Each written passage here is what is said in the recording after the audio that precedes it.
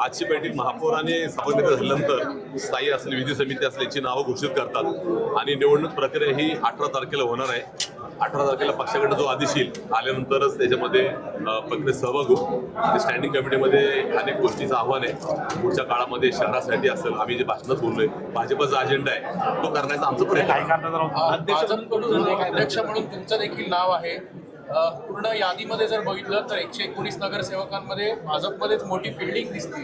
असं काही नाहीये. पार्टीने ठरवलं त्याप्रमाणे पार्टी नावं पाठवते आणि पार्टीच ठरवलं 18 तारखेला कोण चेअरमन होणार आहे. पण त्या सदस्य झालो, मला आनंद आहे.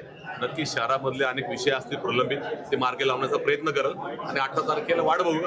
जो आदेश येईल त्या आदेशाप्रमाणे पुढील कारवाई करायची.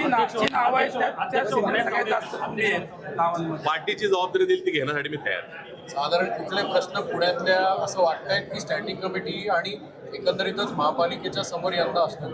एसटीपी प्लांट असेल, 24/7 आहे, फ्लायओव्हर आहे, रिव्हर फ्रंट आहे, या सगळ्या गोष्टी प्रशासनाच्या माध्यमातून चालू आहेत. त्याला गती द्यायचं काम आम्ही करणार आहोत. स्टँडिंगचे सर्व सभासद 18 तारखेला चेअरमन पद झाल्यानंतर जी पार्टी आदेश देईल त्यानंतर तो आम्ही पूर्ण करणार. स्वीकृत नगरसेवकांचं काय पुढची भूमिका आहे का, कशी निवड होणार, काय होणार?